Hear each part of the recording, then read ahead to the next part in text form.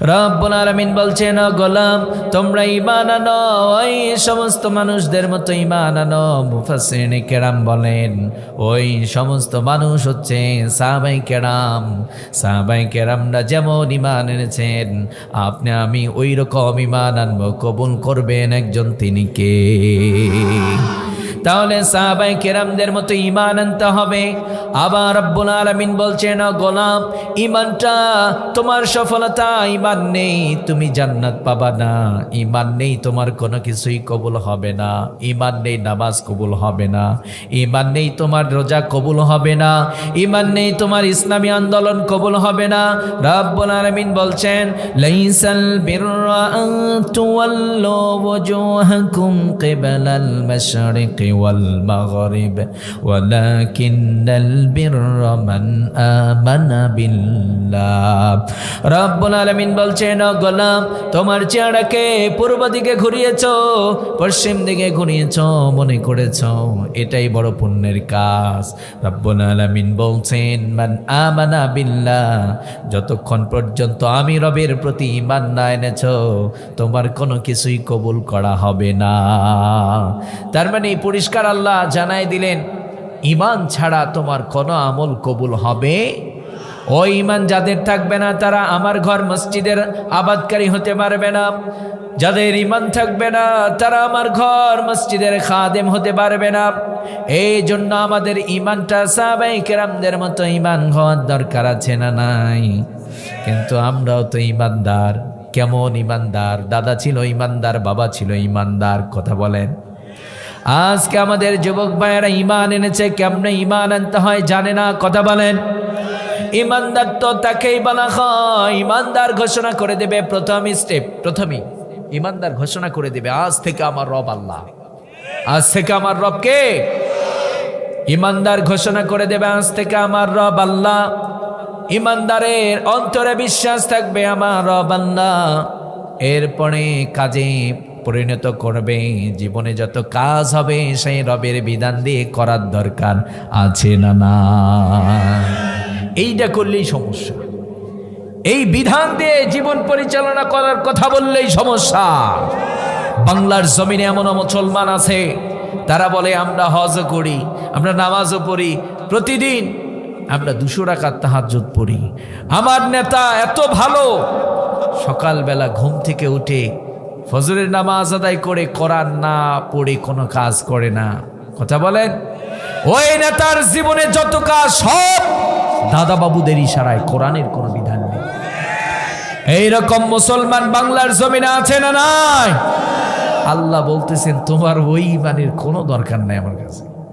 ওই ঈমান দিয়ে জান্নাত এত সহজ না, কারণ ঈমান ছাড়া জান্নাত আবার যাওয়া যাবে। রব্বুল আলামিন একটু বোঝানোর চেষ্টা করছি, ঈমান নেই নামাজ কবুল হচ্ছে না, ঈমান নেই আপনার কোনো পুণ্যই আল্লাহ নেবে না। আপনি জিহাদ করছেন আল্লাহর কাছে, এটা কবুল হবে না। তার মানে ঈমানটাই তো মেন সাবজেক্ট। আবার বলছেন কদ আফলাহাল মুমিনুন, সফল তো তারাই যারা ঈমান এনেছে। মুমিনরা সফল হয়ে গেছে যাদের ঈমান আছে।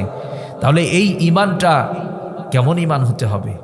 শিরিক মুক্ত ঈমান হতে হবে। ঈমানটা হতে হবে পরিপূর্ণ ঈমান।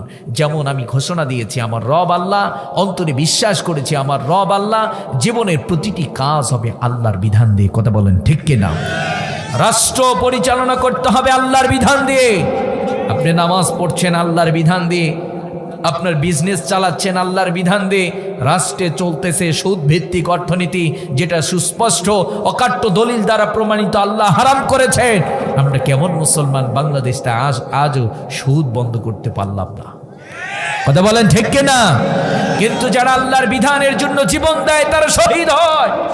সত্যিই যদি আমাদের ঈমান সাহাবায়ে কেরামদের মতো ঈমান হতো তাহলে এগুলো কবেই না দূর হয়ে যেত। কথা বলেন। এই জন্য আমরা যেন কথায় না বড় হই, কাজে বড় হই। যুবক ভাইয়েরা কষ্ট হচ্ছে নাকি আমাদের? ওঠাউঠি করছেন কেন? খারাপ লাগছে? হ্যাঁ, আমরা যেন কথায় বড় না হয়ে কাজে বড় হই। আপনি বলছেন হুজুর আমি কোরআন বিজয় চাই, কোরআন দিয়ে রাষ্ট্র পরিচালনা হোক চাই। আমি প্রশ্ন করতে চাই, কোরআন আপনি পারেন? কোরআন আপনার সন্তানকে দেন নাই কেন? বাংলার জমিনে অনেক ফ্যামিলি আছে, বাবা সন্তানের মধ্যে দ্বন্দ্ব। বাবা চায় ইসলাম কায়েম হোক, কোরআন দিয়ে রাষ্ট্র পরিচালনা হোক, কিন্তু ছেলে গেছে অন্য দলে, ও চায় না। কথা বলেন, এদিকে খেয়াল করতে হবে। ছেলে দেখবেন বাতিল শক্তির সাথে জড়িয়ে গেছে, ও কোরআন বিজয় চায় না। এইরকম সন্তান আছে না নাই?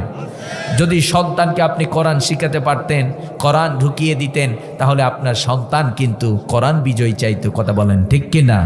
বাবা চাই কোরআন বিজয় হোক, সন্তান কোরআন বিজয় চায় না। কারণ কোরআন বিজয় হয়ে গেলে সাদাবাজি আর করা যাবে না। কোরআন বিজয় হয়ে গেলে আপনার মদের কারবার করা যাবে না। কোরআন বিজয় হয়ে গেলে আপনি জেনার কারবার করতে পারবেন না। আপনারা বলুন, বাংলার জমিনে জেনা বলেন, মদ বলেন, জুয়া বলেন, এগুলো যারা রাষ্ট্রের গুরুত্বপূর্ণ দায়িত্ব থাকে তারাই এগুলোকে প্রমোট করে। কথা বলেন, এগুলো অপরাধ না? এগুলো আল্লাহ হারাম করে নাই, তো এগুলো প্রমোট করছেন আপনারা। রাষ্ট্রের গুরুত্বপূর্ণ জায়গায় দাঁড়িয়ে আছেন, আমরা আবার বলতেও পারবো না। আল্লাহ বলছেন, আলা লাহুল খালকু ওয়াল আমরু তাবারাকাল্লাহু রাব্বুল আলামিন। আল্লাহ বলছেন, সৃষ্টি তো আমার, আইনে চলবে আমার। আসমান কে সৃষ্টি করেছেন? কথা বলতে হবে, আসমান কে সৃষ্টি করেছেন? জমিন কে সৃষ্টি করেছেন? আপনাকে আমাকে সৃষ্টি করেছেন কে? সবই তো আল্লাহর। তো আল্লাহর বিধান এখানে লাগবে না? আল্লাহর বিধান ছাড়া এই পৃথিবী কখনো আলোকিত হতে পারবে না। এই জন্য আমরা ঈমান এনেছি। আমরা যখন ঘোষণা করে দিয়েছি আমার রব আল্লাহ, অন্তরে বিশ্বাস করেছেন আমার রব আল্লাহ, জীবনে যতই পরীক্ষা আসুক না কেন আল্লাহর বিধান দিয়ে আমরা জীবন পরিচালনা করব। রাজি আছি না নাই? আমরা জান্নাতি হতে চাই। রব্বুল আলামিন এইবার বলছেন, ও গোলাম তোমরা জান্নাতে যেতে চাও নাকি? আমরা বললাম, রব্বুল আলামিন আমরা জান্নাতে যেতে চাই। রব্বুল আলামিন বলছেন, আমি তোমাদের জন্য জান্নাত নির্মাণ করেছি, তবে তোমাদেরকে কোন জান্নাত দেব? সবচাইতে হায়ার ক্লাসের জান্নাত, সবচাইতে বড় জান্নাত, জান্নাতুল ফেরদাউস তোমাদেরকে দেব যদি দুটো কাজ করতে পারো। কয়টি কাজ? রব্বুল আলামিন বলেন, ইন্নাল্লাযীনা আমানু ওয়া আমিলুস সালিহাতি কানাত লাহুম জান্নাতুল ফিরদাউসি নুজুলা। রব্বুল আলামিন বলছেন, নিশ্চয় যারা ঈমান এনেছো। কি এনেছে? নিশ্চয় যারা ঈমান এনেছো, আমলে সালেহ করেছো, আমি তোমাদেরকে সবচাইতে আমার হায়ার ক্লাসের জান্নাত, জান্নাতুল ফিরদাউস তোমাদেরকে আমি উপহার দিয়ে দেব। সুবহানাল্লাহ। এখানেও আল্লাহ বলে দিলেন সবচাইতে দামি জান্নাত, সবচাইতে কি কোনো সমস্যা? সবচাইতে দামি জান্নাত আল্লাহ দেবেন। প্রথমেই শর্ত করে দিলেন, ঈমান ঠিক করো। কি ঠিক করো? ঈমান ঠিক করো। তাহলে সাহাবায়ে কেরামরা যেমন ঈমানের অগ্নি পরীক্ষা দিয়েছেন, ঈমানের উপর অটল অবিচল ছিলেন, ওই রকম ঈমান আপনার আমার থাকার দরকার আছে না নাই? ওই রকম ঈমান থাকার দরকার আছে না নাই? আমাদের মায়েদেরকে বলবো, আপনাদের ঈমান ওই রকম মজবুত ঈমান আনতে হবে। আমাদের মায়েরা ঈমানের পরীক্ষার সম্মুখীন হয়ে যাবে। বাতিল শক্তি আপনাকে শিরিক করাতে চাইবে, আপনাকে টাকা দিয়ে আপনার ঈমান কেড়ে নিতে চাইবে। এইরকম মানুষ বাংলার জমিনে আছে না নাই? আমাদের বোনেরা অনেকে মাজারে চলে যায়, মাজারে গিয়ে বাবাকে বলে, আমার সন্তান নেই, আমাকে একটা সন্তান দিয়ে দাও। বলে কি বলে না? অনেক যুবক ভাই আছে, বিয়ে করেছে, সন্তান হয় না, স্ত্রীকে নিয়ে বাবার দরবারে যায়। যুবক ভাইয়েরা যায়, এরকম যায়? আপনাদের এলাকায় যায়? আমাদের বোনেরা ঈমান নিয়ে মাজারে যায়, ঈমান নিয়ে মাজারে যায়, মুশরিক হয়ে মাজার থেকে ফিরে আসে। কথা বলেন, যারা মাজারে গিয়ে বলে আমার সন্তান লাগবে, কবরওয়ালাকে বলে আমাকে সন্তান দেন, আপনারা বলেন ঈমান থাকবে? আর ঈমান থাকবে? আপনার আমার যত ডিমান্ড, যত চাওয়া, কার কাছে? সন্তান লাগবে, কার কাছে চাবেন? আমাদের বোনেরা এই ভুলগুলো করে, বাড়িতে বসে থেকে ঈমান নষ্ট করে। দেখবেন এ মাঝে মধ্যে কিছু কিছু মানুষ আছে, আসার পরে হাত দেখে। কি করে? হুজুর দেখে কি দেখে না? হাত দেখে। এটা কি জায়েজ?